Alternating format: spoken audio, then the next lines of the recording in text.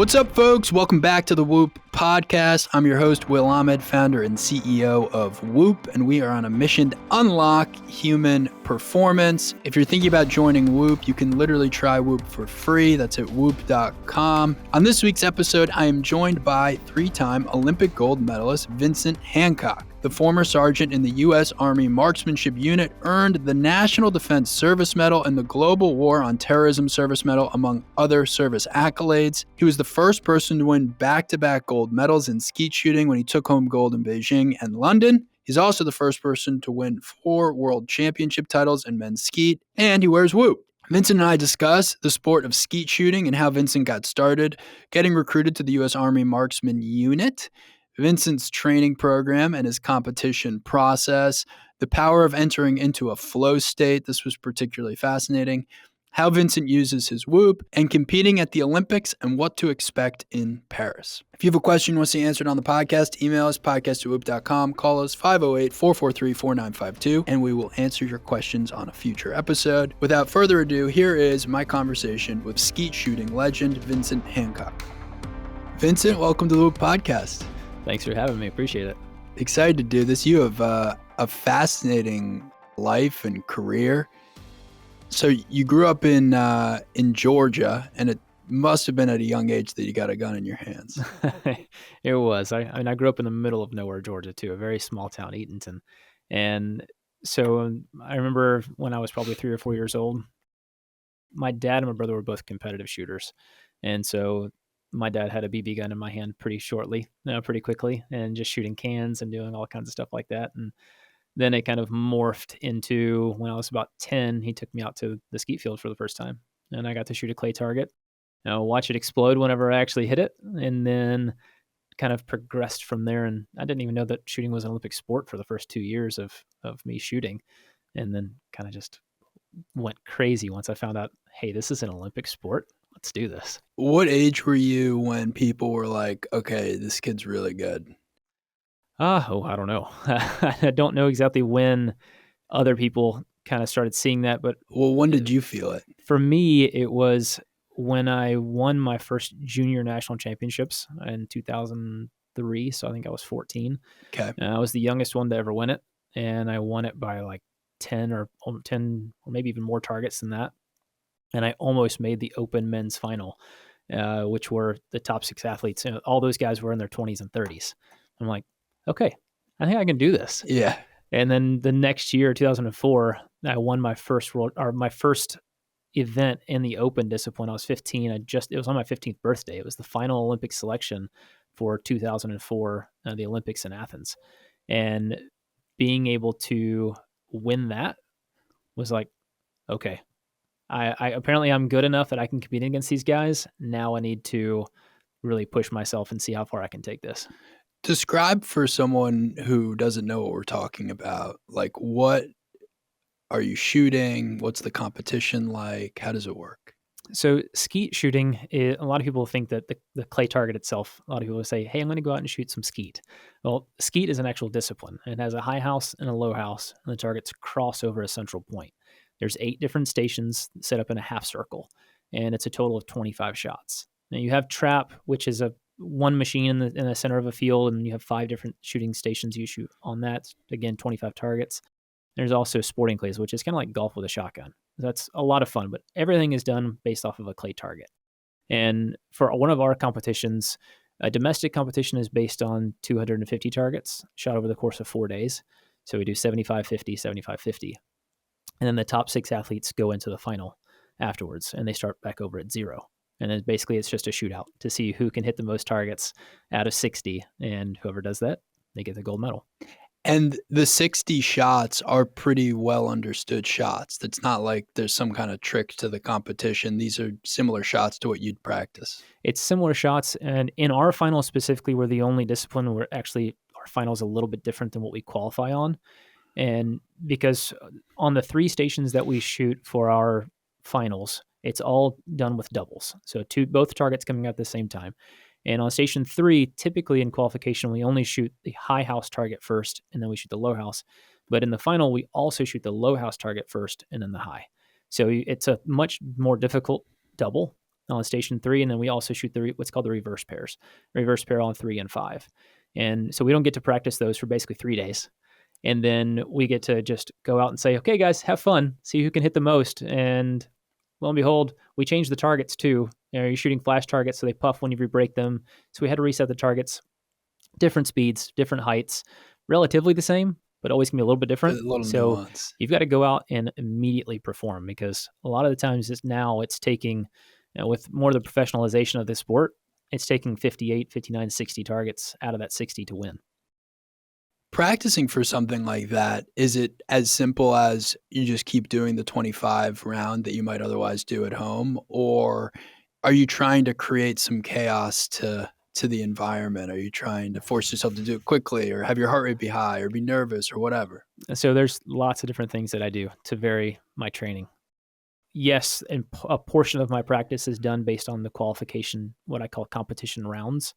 And then from there, I go into the finals work, where I'll shoot a 40 or a 60 target final. And I'm keeping track of all these scores too, because I'm looking for averages. And then after that, that's when the real training begins. It's, okay, I'm going to do station-specific training, or I'm going to do distance training where I'm backing away or getting closer to the targets, trying to add as many variables in it as possible. Because what I like to tell my students is you have to become comfortable being uncomfortable.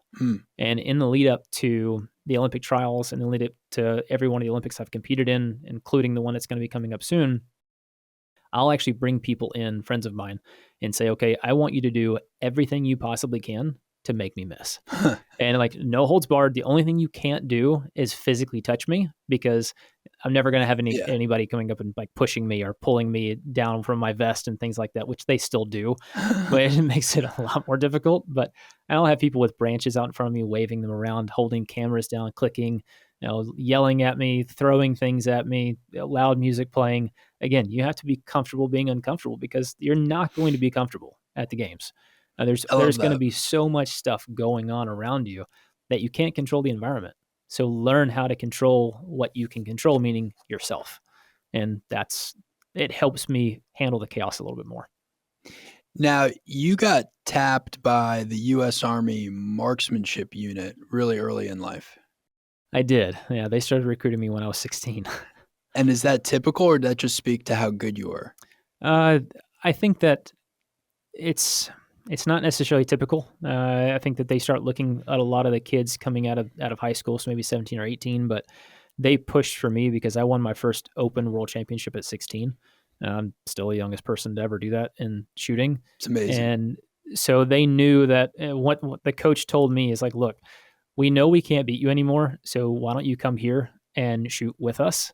So that way, we've got you too, and you get to shoot for free. So I was like, okay, well, I was weighing my options. Okay, I can go to college and shoot on one of the shooting teams, but I'm not going to get to do exactly what I want to do on an everyday basis. I can stay at home and burden my parents and still go to college, but locally, and have them still pay for everything. Or I can go to the Army. I can get paid to shoot and free ammo, free targets, free travel, everything else. And I get to do everything that I want, and they'll pay for my school afterwards. Like, all right, seems like a no-brainer. So let's do this. What is the function of the U.S. Army Marksmanship Unit? The function, it depends on who you ask and when you ask.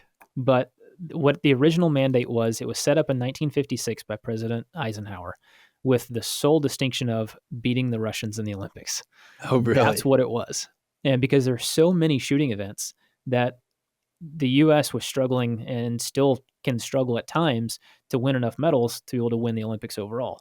And so he designated, okay, there's no reason why our country should ever lose in the shooting sports. And we weren't doing that great. So he's like, all right, we're going to make this unit, and we're going to specialize in doing this, and we're going to go beat the Russians. And so, yeah, right. Oh, that's Eisenhower for you. Yeah. And then, so since then, we've won from the Marksmanship Unit, I believe, like 24 or over 24 medals. Wow. At the Olympics. And now it's more of a training opportunity for, people come in from across the military, whether that be Navy, Army, Marines.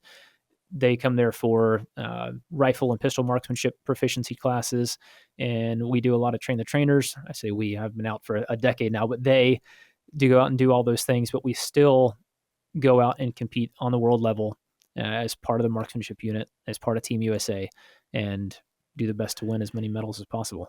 And it sounds like it's really designated for this competition versus combat.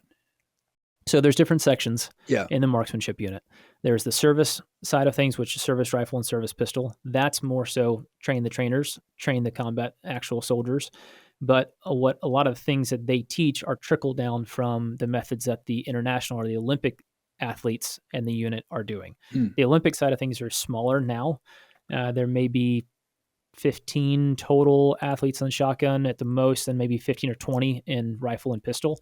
But you're talking about the best of the best in the world that are there, that are training, that are coaching these other people on, okay, this is how you shoot. This is more proficient. This is more accurate.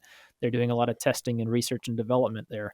And a lot of the new forms of firearms and honestly, bullets, like ammunition payloads that are being used by military around the world, have been developed specific and designed at the Army Marksmanship Unit. And how did your role evolve during that period when you joined? For me, it was a lot of understanding, yes, I'm here to compete, but I'm also here to help with recruitment. I'm here to help with any of the soldiers that need to understand, okay, the biggest thing we do in shotgun is we point and shoot. We don't aim. You look at your target and then you point at it and then you fire. And so being able to help our soldiers be able to more quickly and accurately designate target, find that, aim and fire, those kinds of things, is helped them to increase their proficiency in an overseas combat theater. And so basically what we're looking at is, yes, we're a part of recruiting. Yes, we're a part of competing, but we're also a part of making our soldiers more proficient so that way they can be protected basically more for themselves and be able to protect themselves. I like this this language of point and shoot versus aim. Would aim be a better way to think about, say, using a sniper? Yes, yeah, definitely. And you're looking at sights. And on a shotgun, yes, we have sights, but we don't really use them. If the firearm fits you properly, then you don't need to line up your eye down the sights, because you're basically, your back eye is your rear sight. And so when you're through the millions and millions of practice mounts that I've done, I can close my eyes and mount the gun, and it's going to be in the perfect spot every single time. And that's part of the mounting development. The shotgun, or so mounting the shotgun and that's putting it on your putting shoulder, it in the shoulder and in the face. Yeah. It has to proper cheek weld and proper shoulder position. And so in my discipline, I have to start with the gun down by my hip. And when I call pull to release the target, it's computer generated. It's a microphone system, so it picks up my voice when I say pull, and then I have 0 to 3 seconds of delay on when the targets can come out. So I don't know when my targets are coming out. So I have to be in this ready position with the gun down by my hip. And when the target comes out, I have to mount, acquire, match the speed, see the target clearly, pull the trigger. That's kind of a little bit of my process. And all of that happens in about 0.7 seconds. What's fascinating about that is, when I was picturing you doing this, I was picturing you've got it all mounted and then you say pull, because that's kind of the amateur way to shoot skeet. Like, I've shot skeet before, and you've got the whole thing in position, and then you're like pull, and then so the fact that it starts down, that actually adds a whole nother layer of complexity and difficulty. Definitely. And that's what I tell everybody is, my sport isn't hard as far as like the targets that I'm shooting. Yes, the targets are fast. They're traveling 65 miles an hour. Basically, I'm shooting my single, and again, about 0.7 seconds, 0.7 to 0.74. And then my double, on the doubles, I'll shoot the second target in an additional about roughly 0.4 seconds. So everything happens within roughly 1.2 seconds. And I'm going to go from down.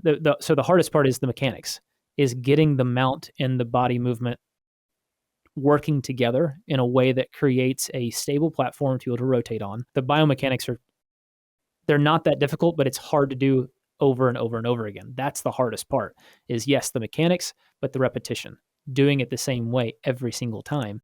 And that's why it takes so much effort and so much work, so much time to be able to build that, the myelin fiber, the myelin sheath, all those things working together, what people know as muscle memory.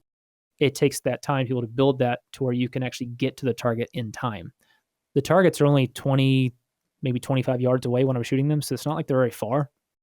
But the angles, the mechanics, the movements, all that stuff, that's what adds into the complexity and the difficulty. What are ways that you've improved your focus, concentration, reflexes? I think one of the biggest things for me in increasing my abilities has been focusing on one, what I can control, so the process. Two, understanding exactly what the targets are doing each and every time. And then honestly, one of the biggest things and been over the last few years is understanding the geometry of the game, the angles. It's just a game of angles. If you can understand what the target's doing and where it's going, the trajectory, then you can more properly align yourself with what the target's actually doing.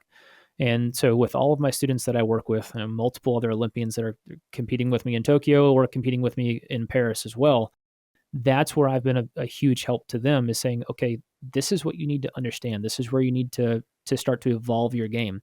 Yes, you're a really good shot. You know how to break targets, but do you truly understand what you're doing every single shot? And so through being a coach, that's helped me more as an athlete, because I see it from a different perspective. I'm looking over the shoulder of somebody and seeing how their barrel's matching up with the target. Okay, were you moving at the right speed? Did you see the target clearly? And it's weird to be like, oh, how can you tell if somebody saw the target clearly? I can tell by how the barrel matches up with the target.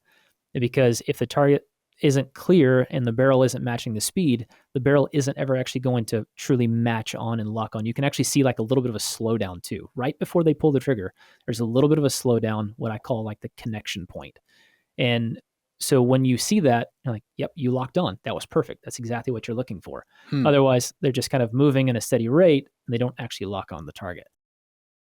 There's just so many things that I've learned from being a coach that's the single biggest factor in helping me become as consistent as I have over the last 8 years as an athlete, is knowing exactly what is going on every single step of the way, from the very beginning when the target comes out to after the shot's already completed. It is fascinating how when you pull yourself out of the act and you're observing other people in it, you actually can get better yourself. I mean, a very amateur example, but I remember when I was like 13, 14, 15, I was learning how to play golf, and I'd play all summer. And I'd gotten to being maybe like a 10 handicap, but my talent was a lot better than that. And then I started caddying, and the process of caddying and watching what head cases the people I was carrying the bags for made me realize what a head case I actually was. Yep. And, you know, in the same summer that I was playing less golf, I went from like a 10 handicap down to a 2 handicap. And so it's just that's what I was thinking of as you were describing it. Obviously yours is at a completely different level, but it's such a powerful reminder how giving yourself a different perspective on something that you're very used to can still give you an edge. Oh, absolutely. And it's funny that you mentioned that with golf, because shooting is almost identical to golf. Yeah, there's a lot of similarities as you were describing it with the form and you know, understanding angles. And I mean, there's also just a huge aspect to having, I would imagine, like a very short memory.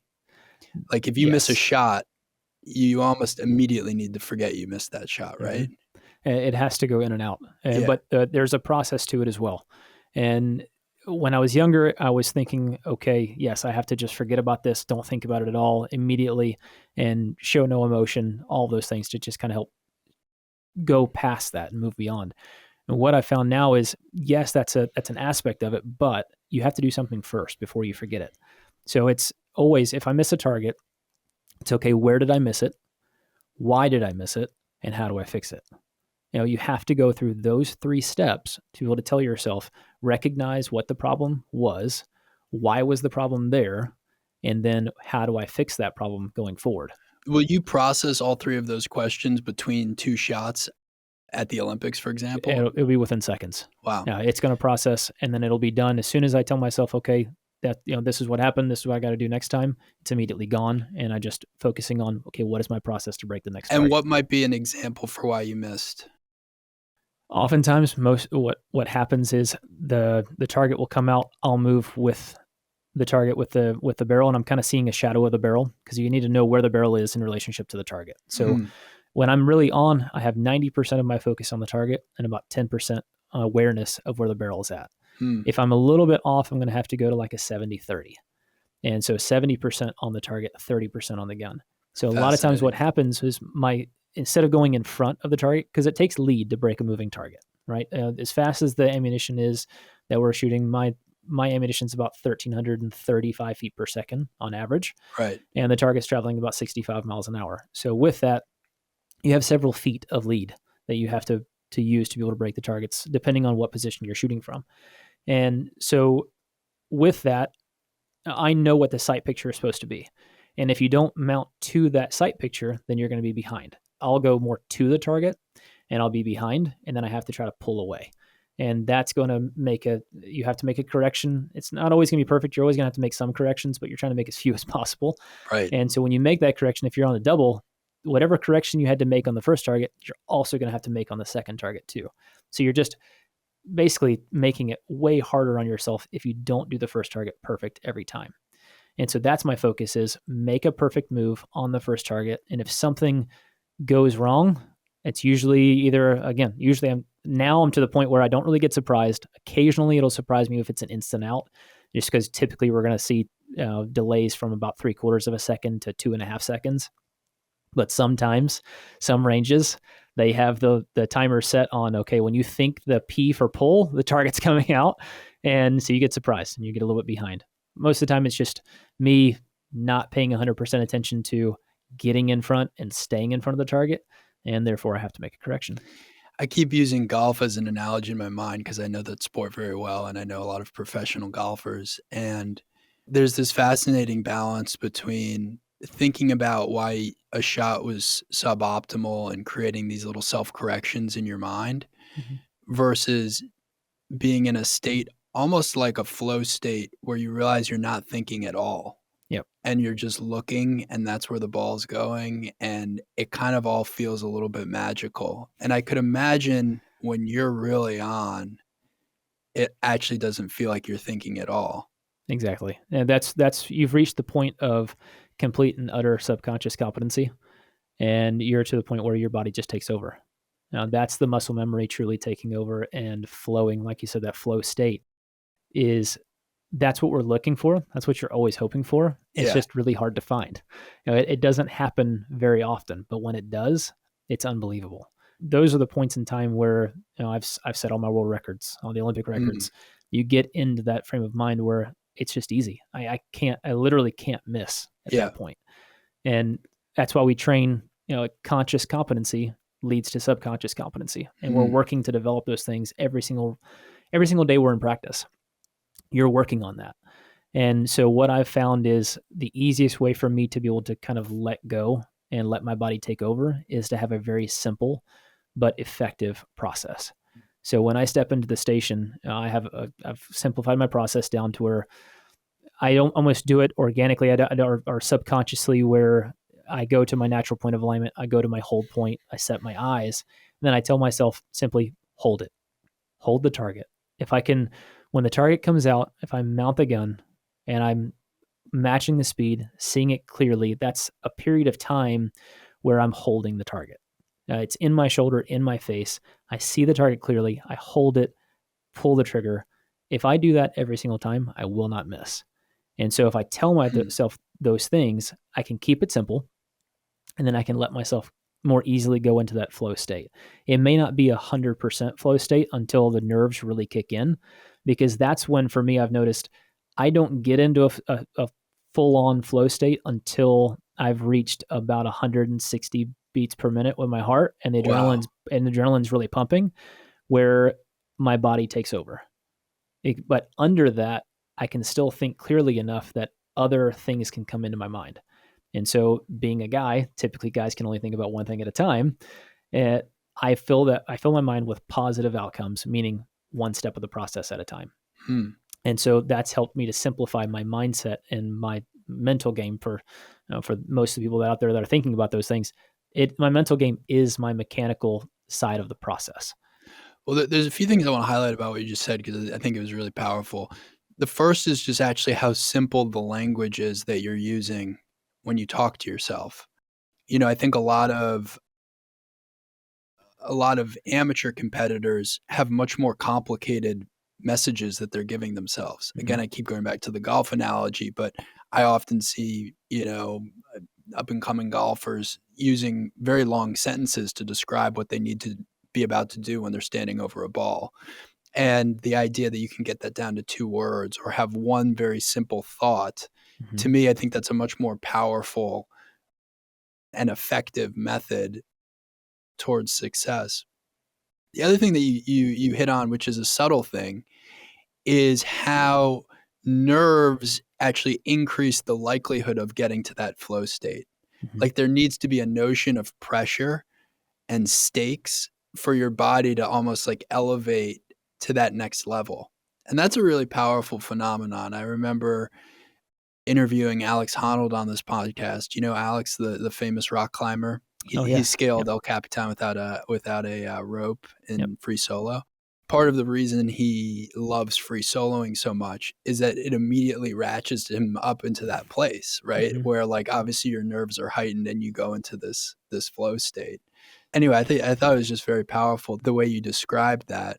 I'm curious, outside of being in that arena moment, and obviously you're a Whoop guy, which I love, like, have you found certain behaviors, outside of your craft, diet, meditation, visualization, like all sorts of different things I can imagine might affect your ability to enter into that flow state?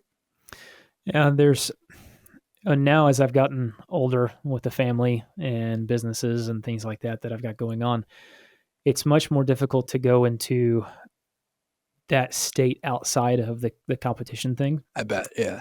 Because there's just so much other stuff. But when I was younger, and if I have the time, I'll still do it here and there. It's the relaxation and visualization. Basically it's basically a meditation state. But I lay on the floor and I start from my head and I basically just let my whole body become not necessarily numb, but it's more of like I can feel the blood pulsing through every inch of my body. And so it takes me a couple minutes. Now it used to take me 10 or 15 minutes when I was young, 13, 14, 15 years old, when I was first learning these things, to be able to actually truly release my whole body, let all the muscles relax. And then once I get into that zone, then I start the visualization aspect. And what I visualize is myself shooting a round of targets or a final. But I don't just do it in real time. It's all in slow motion. Everything is slowed down, so that way it almost mimics that feeling of when you're in a true flow state and you're shooting at or competing at the most optimal level of your body, time seems to slow down. Yeah, because again, you're really using cool adrenaline, right? Of it, yeah. And it's fight or flight. So when you choose to use that adrenaline, those nerves, in a positive way, then you can dictate how your body responds to it.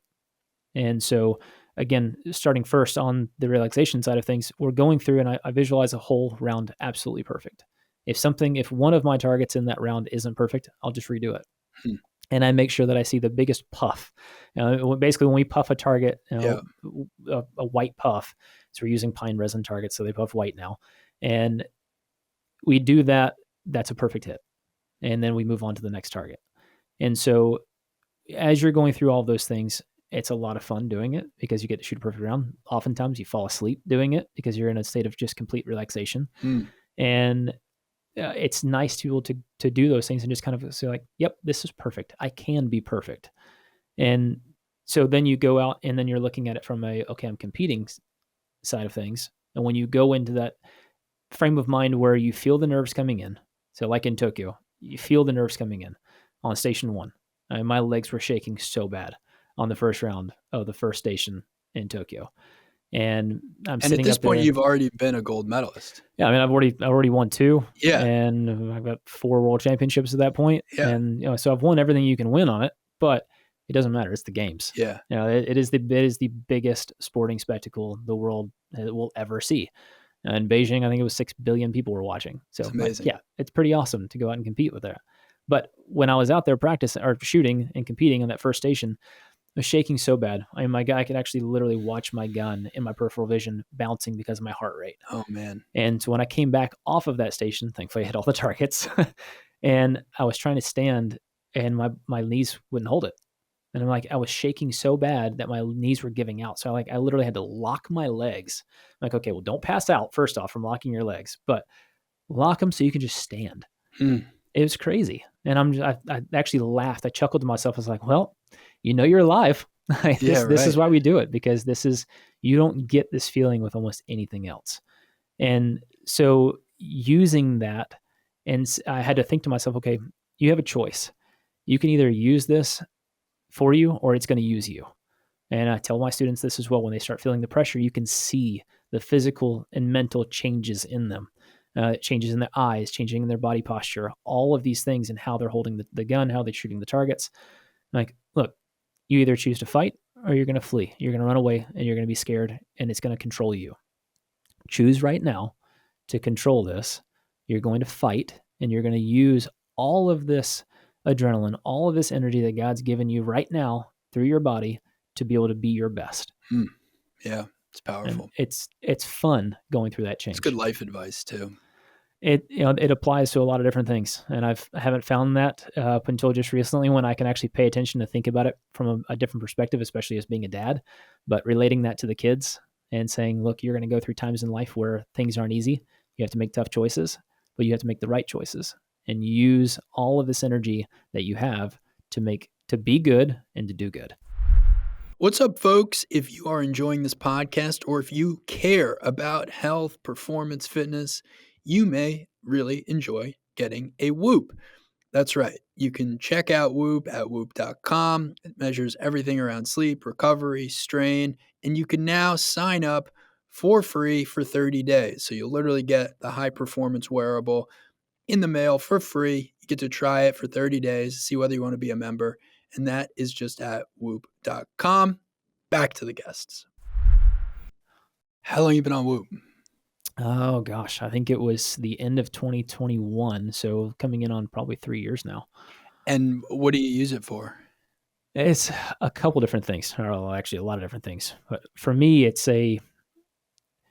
more of a tool that I use to see where I'm at and where I need to be. It's not my end all be all. When I look at it, I don't look at my my recovery score or my sleep score or what my HRV is and say, okay, I've got to be able to get this. I'm not optimal today. I'm not doing all those things. I look at it more of okay, how did I perform throughout the course of the day? And what was all of my information leading into the day? And so I don't look at my scores until the end of every day. I don't wake up and look at it because I don't want to know, because I want to go through the day not knowing and then see how I feel and then apply those numbers to how did I feel? What were my emotions? What were my feelings? What was my body saying? What was my mind saying? What was I doing throughout the course of the day? And was I being my best self? And then I can look at it and say, okay, well, I had a suboptimal day of sleeping, and my heart rate was elevated all day, and something was a little bit off, and I could say, okay, well that could lead to this, or I had a great night's sleep and a great recovery score, and everything was right. I was just a little bit off throughout the course of the day. Something just wasn't there. So it's a very important tool for me to be able to use and to see how everything stacks up, because then I can apply it to, when I'm feeling this way, I know that I can still accomplish the tasks because I have to. As a dad, as a husband, as an athlete, as a business owner, I have to go and still be successful each and every day, no matter how I feel. But when I'm feeling really, really good, I know that typically I can go out and be truly my best self. But again, as an athlete, some days we don't have the best night's sleep. Some days we don't have the best recoveries. We're off, we're sick, whatever it may be. I still have to go out and compete, and I have to do my best. Otherwise, I'm going to fail to achieve my goal. I'm never a failure because I don't win. It's just if I don't win something, then that's just me not accomplishing that specific goal, but I can move on to the next one. Always trying to have a positive mindset on everything.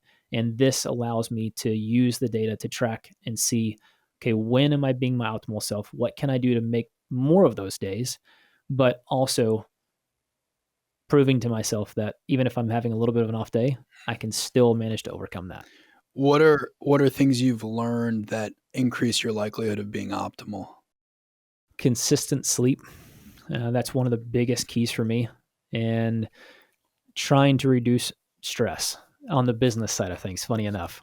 Interesting. Yeah. I opened a new business the beginning of last year, and that's probably been the single biggest stressor on my life to this point. Outside of the business, outside of the athlete side of things, I don't think I've ever felt as much pressure as being a business owner. And so I would happily take competing at the Olympics over having to deal with hundreds of customers and trying to deal with getting everybody to be happy, and realizing now over the course of the last year and a half, I can't make everybody happy. But the stress is starting to go away a little bit, but I had to take a little bit of a step back too.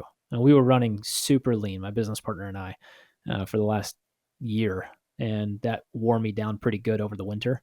But coming into after the Olympic selection in this last March, I'm like, look, I've got to take a step back from the day-to-day. I've got to be more of an athlete because my goal is still to go to Paris and win a gold. And so managing that stress has been one of the biggest things and I'm still learning. I'm still trying to use this data and figure out, okay, how can I get more consistent, not just with the sleep, but also with the stress. And the biggest thing for me has been time with my family. If I can get consistent sleep and I can have more time with my family, I'm way healthier and I feel a lot better. Yeah, it's interesting the business side of things and how much stress you've felt from that. I mean, I've spent the last 12 years running a business, and like one thing that I think is easy to underestimate about becoming an entrepreneur or starting your own business is how all-consuming it feels and how much it stays with you no matter what you're doing. Yep. Like, I know that competing at a very high level for any sport or activity has a notion of that, but there is a cleaner break, I think. Like, it's easier to go into that arena, so to speak, stadium, fill in the blank, and you're exercising and you're sweating and there's an endorphin release, and then all of a sudden, like, there's a little bit of closure and that the thing is over, right? Exactly. And yet in business, especially if you're running your own business, it never really feels like close of business, right? You don't feel like you have that sort of moment where, okay, the thing's over and now I'm going on to the next thing. And I do think that's one of the hardest things about building a business is figuring out how you can drive your attention towards the business without it becoming something that's suffocating you in all other aspects of your life. Yeah. And compartmentalization took me a number of years to figure out on the athletic side of things. And I finally was able to do that. And to be, when I'm home, I'm home. I'm a husband, I'm a father. Yeah. When I'm at the range, until I step on the field, I'm still who I normally am. I'm a friend of whoever I'm there with. Whatever I'm doing, I'm that guy. And then as soon as I step on the field, that's when I'm an athlete. And I can make it, like you said, it's a clean break. And it took me a few years to figure that out because I started when I was so young. But as I've gotten older, that's gotten easier and easier. I can compartmentalize down to each station now. Even during a round, I can take myself in and out of that competitive box. But on the business side of things, that's been the difficult part because you're right. In 60 to 80 hours a week of just nonstop working on, okay, what's the growth plan? How are we going to keep up with this? What are we going to do for the hiring more people because we have to have more staff and we have to have all these things. And like, okay, well, you're managing all of these different fingers and it's all consuming. And like, well, yeah, I went to school for this. I understand some of these things, but it's totally different than anything you'll ever experience when you're actually diving off into it and doing it. And thankfully, I've got a really good partner who has run multi-million-dollar businesses before, but at the same time, it's still so hands-on between the two of us that I'm learning from him on the admin side of things, managerial side of things, and then he's learning from me on the skill and the technical side of things because we own a shooting range, but we're home to over 400 youth athletes every week. And so we're developing that side of things. We're growing on the corporate side of things. We're partnering with other businesses within the industry that are seeing what we're doing. And we're like, oh my gosh, we want to be a part of this. So we're doing tons of sponsorships this way. And so all that growth has been a lot of fun, but managing it all and the expectations that I have for myself, it's like, okay, I need to slow down for a minute. I still have to go to the Olympics this year too. Well, you shared your data with us, and one thing I noticed in it was that your non-activity high stress periods were pretty high. And I think that's probably speaking to this new business chapter in your life. It definitely is.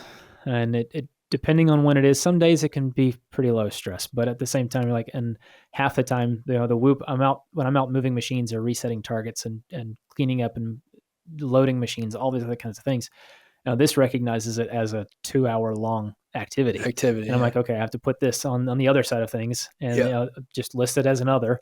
And then when I go back home, either I'm doing my workouts at 6 o'clock in the morning, or I'm doing my workouts on our off days in the afternoons, or I'm doing them in the evenings. So I can't be super consistent with that either right now, which is super frustrating. Mm. Because some days when we have events, I've got to be at the range at 6 o'clock in the morning. I like my sleep way too much, and I sleep really good in the mornings. So I'm not going to get up at 4 o'clock in the morning to do my workouts. I'm like, all right, realistically understanding myself, I'm going to have to go back tonight. I'm going to have to work out later and just try to manage all of these things. So it's Well, been difficult to understand what I need to do. pro tip on what you just described. It's good that you log these other activities or, label them, because what that will then do is it'll make when Whoop detects high stress that's non-activity stress, it'll be isolated to maybe what actually is more psychological, Okay. right? Like it'll be isolated to, okay, that was a situation where Vincent was thinking about his business or whatever, right? Versus moving around and sort of, having what otherwise might be driven by low activity, Mm-hmm. right?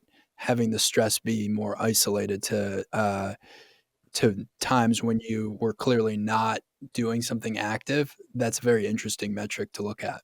Yeah. One thing I noticed in your data, which you shared with us, is your baseline sleep performance is 77%, which is high.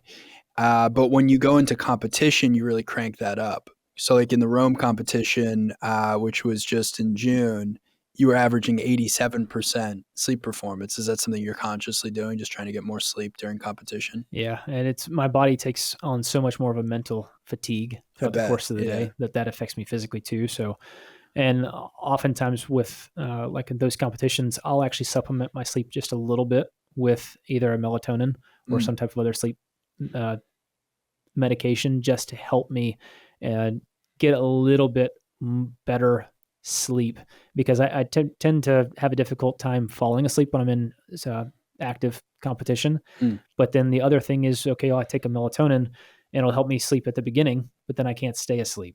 And so I kind of regulate what I'm doing, what I'm feeling based off of, I'm going to go to sleep early every night, because I know that when I go to sleep early, I tend to have better sleep throughout the course of the night. Yep. But then sometimes, like when we're traveling, I have to be able to, day 2 was our first official day of practice. And so I'm not recovered from jet lag at that point. So what I'll do is the first day I'll take melatonin and like an Advil PM.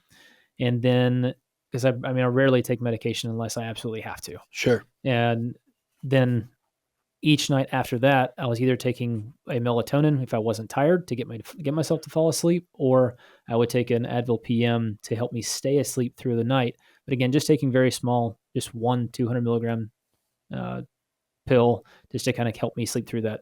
When I'm at home, rarely do I ever take any type of sleep medication, and only on the rarest of occasions. But yeah, it helps me a little when bit. I go on a business trip to, I don't know, the Middle East or Europe or something, I'll try to take some kind of sleep medication for the flight or right when I get there so that I get on the right time zone. Yep. And I do find that makes a huge difference. Doing that, a lot of hydration helps me. Yep. And one other one is for me has been just not eating on flights. I find that when you eat on flights, it makes you lethargic and kind of can throw your body a little bit out of whack. Yep. I agree with that completely. And I can't sleep on flights anymore. For whatever reason, I just have an aversion to sleeping on the plane. So I'm up the whole time.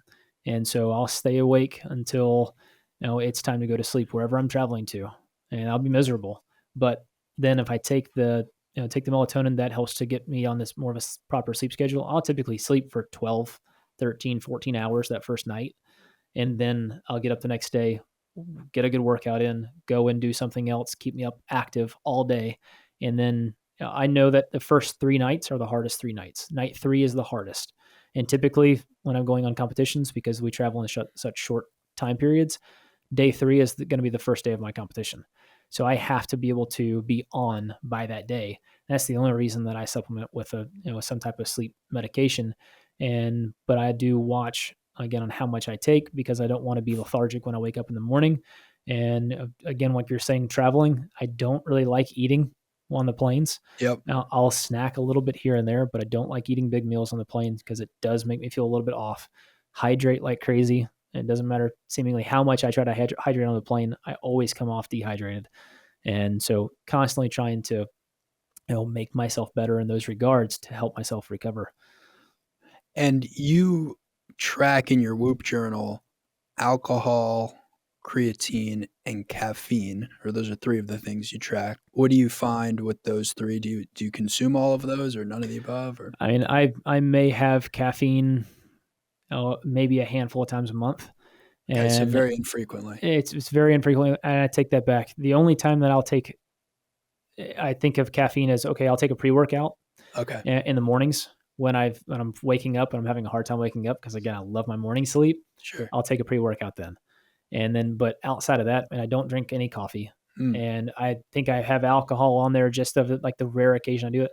I drink alcohol less than a handful of times a year. Yeah. And I've never really drank before and never chose to. But I put that on there because my partner loves wine, and he's got some really good wine. So occasionally, whenever we go over and have dinner somewhere with him, I'll write that on there. And I know that alcohol does not have a good effect on me. Even just like one glass of wine, Yeah, it's I'll have a amazing, negative isn't it? effect the next day. Yeah, especially for people who very infrequently drink. It's amazing how negatively, when they do drink, it affects their body. And creatine, is that something you take often? Yeah, I do. So I was taking it a lot more for the last 2 years, and I've slowed down on taking any supplements over the course of the last like 6 months. My body started, whether it be through the company that I was using, they're very clean, but it was still trying to figure out what it is. My body was reacting a little bit adversely to the supplements. It was starting to affect my stomach. And so I started trying to find other uh, forms of trying to get the protein. So like the whey isolate is affecting my stomach in a negative manner now. So Sure. I've basically cut out all that type of protein. I've gone to now a beef isolate, and that's been able to be it's more like a bone broth type mixture. It's in a powder form, so I'm still doing the same thing, and that's a lot easier for my stomach to digest, for my body to digest and handle. But I've just been okay. I was like, okay, I'm having issues with my stomach and my digestive system and just how I'm feeling, so I'm going to cut everything out for a number of months and figure out, okay, I'm going to try to eat just more cleanly based on pure whole foods, right? And so with that, my body started doing better, but it wasn't all the way better yet. So I've still yet to figure out what's the cause of some of the issues that I'm facing. But I know that a lot of it had to do with the whey. So taking that out, feeding in the beef broth side of things, that's helped more. But I've still slowly been implementing creatine back in, but I haven't been doing it a lot. So I'll do it like for a few days. I'll see how my body feels, and then I'm good. But I have to make sure, okay, if I didn't hydrate well that day, I don't take the creatine. Now I have to make sure that it's just one of the things that I've set myself as a standard of, I have to make sure that I am well hydrated to take the creatine to actually get the full use of my body, because that's where I feel like I perform the best, is when I'm on that, using it, I have good muscle growth, but I have to drink water. Yeah, I discovered creatine really for the first time a year ago. I shouldn't say discovered because I always knew about it, but I haven't been someone who takes a lot of stuff really in general. And I started taking it about a year ago, and I found that it really improved muscle recovery probably above Mm-hmm. everything else for me. I know there's also said to be some mental benefits to it. Mm-hmm. And, I think I've gotten a little bit stronger over the course of taking it. I think also just I had like little nagging things. Like I play squash competitively still. So like my right shoulder will sometimes be a little nagging, or my Achilles will be a little nagging because of like the start stop and whatnot. And I found from taking creatine, it actually helped a lot with that. And again, everyone has to kind of find what's right for them. But creatine is Yep. one of the most studied Yep. supplements in history. Yep. And so it's a safer bet for people who are trying to find performance benefits, and it's both for men and women. And The biggest thing, I think, to your point, or the two biggest things are you got to hydrate when you take it, and you got to see if it affects your digestion at all. Mm-hmm. So we got Paris coming up, and you've already won 3 gold medals in your life. What's the feeling of standing on the podium with a gold medal around your neck? There aren't many feelings in the world like it.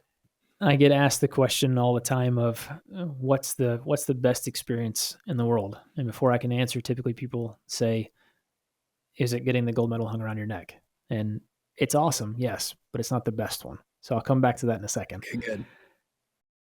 The first medal in Beijing was a fight. I went into it. I was expected to win. I was number 1 in the world. I had won everything beforehand. 19 years old, youngest one there, and I get into the final. At that point in time, we don't go back to 0, so it's just we shoot 125 targets, and then it was an additional round of 25. And so I was leading by 1. I missed 1 in the final, and then we went into a sudden death missing out. Oh man! And so like I'm back there waiting for this shoot off, and I've got an ice vest on that's pumping ice water through the vest, trying to cool me off because I'm just sweating profusely. And that's allowed. It's allowed, yeah, because and just I have ice packs all over me, one on my head, one on my legs, and one I'm moving all over the body. Cannot cool off because it's like 98 degrees. There's 0 wind, and it's just stifling in this stadium because we have mountains up on the north side and stadium with like 10,000 people back behind us watching. Right. So it's hot and can't cool off, drenched in sweat. I'm like, all right, well, I have to go back out and I have to win this thing. And so we walk out and we do, that was before the final. We go out, I missed target. And then I'm just like, okay, I'm so hot. I'm drenched. I've got to do this. It's sudden death. I'm shooting against a friend of mine, Tore Brovold from Norway. And he's like 15, 20 years older than me. Very experienced, great shooter. And I'm like, okay, well, this is what we're going to do. We're just going to go out and win, right? So he steps up. He's shooting first. He breaks the first pair. I go in. I break my first pair as well. He steps over on the second pair. And just so I understand sudden death, if you had missed there, would it be over? Whoever misses first, that's it. So do you feel like there's a more pressure or less pressure to going first or second in that format? A lot of people like to go first. Yeah. Because they're like, okay, I can hit the pair and then I put the pressure on the next person. I prefer going second. I like having the pressure on me, knowing what I have to do. Badass. Okay. And so he shoots the second pair, he misses a target. And then from that point on, it's almost like an out-of-body experience. I remember stepping into the station. I don't remember closing my gun. I don't remember calling pull. I don't remember anything. Outside of, I can still to this day, I can visually see myself almost in a third-person perspective, moving, breaking the first target, breaking the second target, and then just like raising up my hands. And then at that point you had won. At that point I had won. Unbelievable. And there was a lot of pressure, obviously, right? Afterwards on the podium, he tells me, he's like, hey, you see those guys up there in the stands? That's my king and queen. I'm like, oh, awesome. Well, I thought I had some nerves, but yeah, okay, you win that one, but still won. Yeah, right. So did he miss both of them or he hit one? He just missed one. So I had to hit both. So there's still a big feeling there. Yeah. And then, so getting the gold medal hung around my neck, it was a culmination of a rush of emotions. So many things going on all at once. And it's a dream come true. It's something that I've worked for my whole life feeling. And then getting to stand there knowing that I'm representing the military because I'm a private in the Army at that point in time, and watching the flag being raised and listening to the national anthem, looking over in the stadium or in the stands and seeing my mom and my dad and my wife. And it's just like, it doesn't get any better than this. But going back to what I was saying, what is better than that? The only thing that tops winning a gold medal, and this goes for all 3 of them, it doesn't matter. Each one of them have been in its own unique experience and its own dream become reality. But walking into opening ceremonies is better than anything I've ever experienced in my career. Wow. My family is separate. Again, I'm compartmentalizing here. Family, births of my girls, by far the best, because that's the best part of me.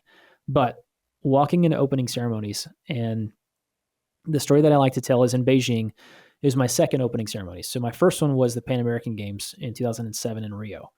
The loudest opening ceremonies I've ever been in my life. I was walking with a buddy of mine right next to each other. When we walked in the stadium, it was so loud, my vision was vibrating. Couldn't hear a thing. That was cool. But walking into Beijing, I was, I think, about 10 yards or so behind the flag, maybe. And we're in this tunnel. It's pitch black. You can't really see anything, but you can see the literal light at the end of the tunnel, which is the entrance to the stadium. And you can feel the energy. The whole team, 600 athletes almost, just hyped out of their minds because we're walking into the bird's nest. We're walking into the Beijing Olympics where we're going to be competing against all the countries in the world, especially China, who's, we're competing with them to win the medal count every time. Yep. We want this. It's my first one. It's a lot of people's first. So we're walking in and you can see where the flag's at, but you can't see it because it's black, right? So when we're walking and they're starting to call the US and then the flag hits the light, it's the brightest red, white, and blue you've ever seen in your life. And that color just pops and the crowd goes crazy. That's awesome. And the athletes go crazy. Wow. And I'm just like, I'm literally bouncing from the energy, bouncing on my toes as I'm walking out. And I'm like, this is what I'm doing this for. I get to represent my country. Whether I win a medal or not, doesn't matter. This is so much more than just medals. This is every country in the world being able to come together as one. It doesn't matter what your views are from any other country, any other perspective. We are all one here. It doesn't make a difference. We're all athletes. We're all going towards the same thing. We all have the same dream. It is as common ground as you can possibly get. And this is the opportunity to go out and do what you love, do your best, and see how it turns out. And also arguably one of the great meritocracies. Absolutely. In my mind, it's probably the greatest form of meritocracy because you get out of this what you put into it. It's solely based on that. And yes, there are times where the best don't win, but that's the times where, you know what, just because you are the best doesn't mean you're the best every single day. Right. Anybody can be beaten on any given day. You have to go out there and you have to do the best that you possibly can and hope that your best is good enough. Well, I can tell that you're well trained at visualization from the way that you recounted these different feelings you had, because you really bring someone there with you. And obviously being good at visualizing is being able to feel and touch and see and even to some degree smell something that you're creating in your mind. So thank you for taking us to opening ceremony. I could feel it too. You describe a real, I think, love for competing for your country, which I think is common amongst Olympians, and I think engenders a kind of a beautiful sense of patriotism and nationalism for the Olympic Games. Where do you think that patriotism comes from? Like, do you feel like you kind of had that sense growing up that you wanted to give back to your country? Oh, I think a lot of it had to stem from watching the torch run through my hometown on the way to the Atlanta Games in '96. That was a turning point for me because, I mean, just seeing, it was my teacher that ran it through our town. So my second grade music teacher, she ran the torch, and super nice lady, awesome. And being able to do that and then watch the games and watch the Americans compete and watch them win medals, that inspired me to want to do more, wanted me to be better, wanted me to be as American as possible, just because that was the standard that I'd set for myself. And I was 7 years old when that happened. And so quickly thereafter, I found the Olympic discipline when I was 12 and knew that, okay, I've watched every Olympics since '96, winter and summer. I love sports. I love the American industry of sports just because I was a big baseball player. I loved watching football, basketball, baseball, anything I could watch with it was a sport. I loved it. And knowing that as I got older and realizing what the Olympic sports really held was the opportunity to represent your country, that was kind of where it based my mindset of, it's not just me. And at the beginning it was, I'll be very honest. I was a 15, 16-year-old boy that was winning World Cups and World Championships at a very young age. I became very cocky and was thinking it was myself because it kind of morphed. It was like, okay, I'm able to do this for the country, but then, oh wait, I'm winning, so I want to do this for myself, and back and forth. And thankfully I had some really good friends of mine that said, hey, check yourself. Like it's not how it's supposed to be. So I learned a good lesson in humility. And so with that humility, it helped me to understand that I'm not just doing this for myself. And then once the military started pursuing me and got to go into the military, I went to basic training between my junior and senior year of high school. And so I did what's called a split op program. And I did this because it was the only way that I can compete for the military and go to Beijing and compete in 08. Because if I graduated high school in 07, if I would have gone in right afterwards, I would have missed the first Olympic selection. So I had to do it that way. And going in at such a young age, I got to go in with a lot of people that were either just a little bit older than me or all the way up to 35 years old. And knowing what the military meant for those guys and the opportunities that it gave for them, that changed me in a very, very big way. And so then I got to come back and I got to see high school from a totally different perspective. Like, this is not how I want to be. And going to the military and spending the next 6 years and active duty and competing for the Marksmanship Unit, it taught me a sense of responsibility. It taught me a sense of respect. It taught me a sense of honor and doing and duty as well. As an American citizen, I am so thankful that I have what I have. And it's only because of this country that we have the opportunity to do what we do. And so it started, I think, from seeing that torch run through my hometown and having a passion for the U.S. and the sports to growing into the military side of things. And then once I got to actually go and explore the rest of the world and see different cultures, it got me to appreciate what I have here and the opportunities. So that is what I want to bring to the rest of the world, is showing people what we have available here in the U.S., why it's in my mind, the greatest country in the world, and just let them know, hey, for as many different opinions as people have around the world about the U.S., we can give them a good experience with us. Be humble, be kind.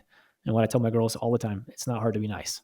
Just make that choice. It's a powerful message. And, thank you for everything you have done for this country. And I often think about how grateful I am to be American and to be born in the U.S. Like, my father's an Egyptian immigrant, came to this country with very little. And at 22 years old, I was able to start a business out of Harvard that now is this, multi-billion-dollar company with hundreds of employees, and we're building technology that's used all around the world. Like, I don't know that I'd be able to do that anywhere else in the world. And so for me, it's always refreshing when I get to meet someone who has given back to the country as much as you have. It's been an honor. It's been a privilege. It's been a whole lot of fun too. It really has. Well, I admire your career enormously, Vincent. And what should we expect for Paris? What do you think is going to be maybe characteristic of these games that might be different for prior? I've been trying to keep up with a lot of the different sports that are coming through, and seeing just as a team what we're going to look like. And the U.S. as a whole. The U.S. as a whole. Yeah, that's cool. And I think that for some reason it feels like we've gotten a little bit younger this quad, and that's a good thing. I think that's going to build off some of the energy that we need to really go out and excel, because there's going to be a lot of driven people that are going out trying to prove themselves. Yeah. And then from my perspective and going out and competing, I know that I'm competing against the best in the world. I always have been, but the best in the world have gotten even better over the course of the last 4, 8, 12, 16 years that I've been competing. Every single Olympics is getting more and more difficult to win. Totally. And I know what my expectation is. In practice, my expectation is perfection every day. And that's my goal for going over and doing that in Paris. And being able to be there as an athlete, be there as a coach for those that I'm coaching that are actively competing there too. I've given them everything that I can, but they're going to have to go and do it themselves. And that's one of the things that I try to stress for them is, look, you go out and you win an Olympic medal. It's not because of anything that I did. It's because you as an athlete went out and you won it. I've helped you get to the place that you are, but I will never be the one that's winning a medal. So don't tell me thank you. Don't tell me anything like that. All these other guys are telling people, it frustrates me. People come in, they say, hey, congratulations for your athlete winning. And I'm like, all right, they just say congratulations to me because they won a medal. I'm like, don't tell me congratulations. Go and tell them that. They're the ones that went and won it. Because I know how difficult it is as an athlete to go and win. Yes, the coaches are awesome. We need them to help develop us and do all those things, but coaches are there to help. They're not winning the medals. You described the sort of transition from being someone's coach and teammate, right? To Mhm. also sort of then becoming their competitor, right? Mhm. And I imagine you have to create some guidelines around that. Yeah, that's before the match starts. I told them, if you have any questions, you come and ask me. I'll be helping you get everything set. So hold points, understanding what the targets are doing. I'm going to give them all the information I possibly can. But as soon as the official training starts, and basically that's the first day of the competition, scores don't count, but it's official practice, then you're on your own. Yeah. Like, you have to go, and we have to have a clean cut. I have to focus on myself as an athlete, and you have to focus on yourself. We each have our own processes. Everybody's a little bit different. You know exactly what it takes for you to win, and I know exactly what it takes for me to win. And now we have to go head to head and see which one's better. I think that's a healthy like expectation setting that you've created. I have to, because I've made that mistake in the past when I first started coaching of not clearly setting those guidelines, and those lines have blurred a little bit for the athletes, and said, they'll come to me and like, look, I can't do anything for you right now. I'm competing. And so I've tried to make sure that now, before we even start at the beginning, the first thing that I tell them is, okay, here's your list of things, but also here's the rule. The rule is, during a competition, I'm competing. Until I'm done competing and I'm retired, I can't help you during a competition. Well, we're going to be pulling for you, man. This has been a real pleasure. Grateful to have you on Whoop, and thank you again for everything you've done for this country. I appreciate you having me on. This place is awesome, and thanks for the great tech too. All right. Thank you, man. Thank you to Vincent for joining me on the show today. We're wishing him luck as he goes for his 4th skeet shooting gold medal in Paris. If you enjoyed this episode of the Whoop Podcast, be sure to leave a rating or a review. Please subscribe to the Whoop Podcast. You can check us out on social at Whoop, at Will Ahmed. If you have a question you want to see answered on the podcast, email us, podcast@whoop.com. Call us, 508-443-4952.